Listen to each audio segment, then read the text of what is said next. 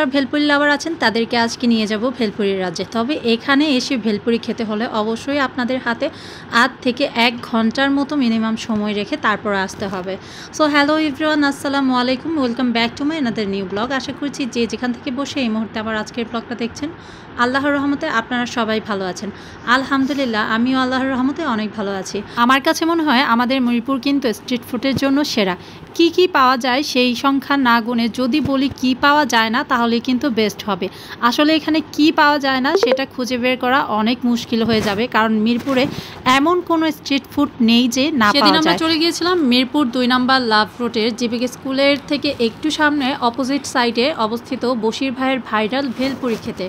এই ভাইয়ার দোকানে যে আমরা এই প্রথম এসেছি সেটা কিন্তু নয়, এর আগেও আমরা বেশ কয়েকবার এখানে এসেছি। তবে এখানে এসে ভেলপুরি খাওয়ার আগে অবশ্যই আপনাদের হাতে মিনিমাম আধ থেকে 1 ঘন্টার মতো সময় নিয়ে তারপর আসতে হবে, কারণ এই ভাইয়ের দোকানে আসলে এত পরিমাণে ভিড় থাকে যে কখন আপনার সিরিয়াল আসবে আপনি সেটা বুঝতে বুঝতে আপনার খাওয়ার ইচ্ছেটাই একসময় মরে যাবে।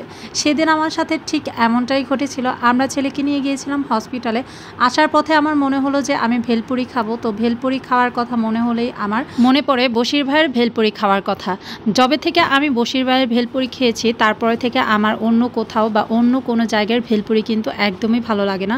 ওনার ভেলপুরিটা আসলে এতটাই টেস্ট, উনি যে কত রকমের মশলা এটাতে ইউজ করে, সেই সাথে পেঁয়াজ, কাঁচামরিচ, শসা, ধনিয়া পাতা, লেবুর রস তো আছে, ধনিয়া গুঁড়া, জিরা গুঁড়া, টালা শুকনা মরিচের গুঁড়া, সেই সাথে চাট মশলা তো আছেই, সেই সাথে আরও সিক্রেট অনেক মশলা তারা এই ভেলপুরি বানাতে ইউজ করে থাকেন। আমরা আসার পর আমাদের জন্য 2 প্লেট ভেলপুরি অর্ডার করেছিলাম, আর এই 2 প্লেট ভেলপুরির জন্য আমাদের প্রায় 40 মিনিটের মতো ওয়েট করতে হয়েছে। একটা সময় অপেক্ষা করতে করতে আমি তো ভেবেছিলাম যে সেদিন না খেয়েই চলে আসব। তার দোকানে আসলে এত পরিমাণে ভিড় থাকে, শুধু দোকানের ভেতরেই নয় দোকানের বাহিরেও কিন্তু টেবিল বিছিয়ে টুল পেতে অনেকেই বসে এই ভেলপুরি খাওয়ার জন্য অপেক্ষা করছে। ভাইয়ের দোকানে শুধু ভেলপুরিই না, পানিপুরিটাও কিন্তু পাওয়া যায়। তবে আমার কাছে ভাইয়ার ভেলপুরিটাই সবচেয়ে বেশি বেস্ট মনে হয়।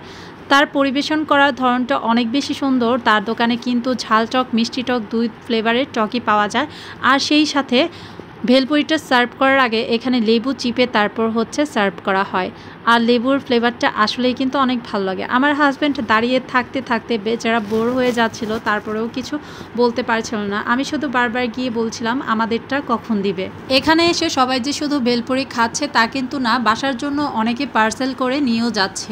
অবশেষে প্রায় 40 মিনিট অপেক্ষা করার পর আমরা আমাদের ভেলপুরি হাতে পাই। আর এটা হাতে পাওয়ার পর আসলে এত ভালো লাগছিল, খেতে আমার মনে হচ্ছিল না জানি কত ভালো লাগবে। আসলে কিন্তু সেরকমই এই ভেলপুরিটা আমার কাছে অনেক বেশি পছন্দ।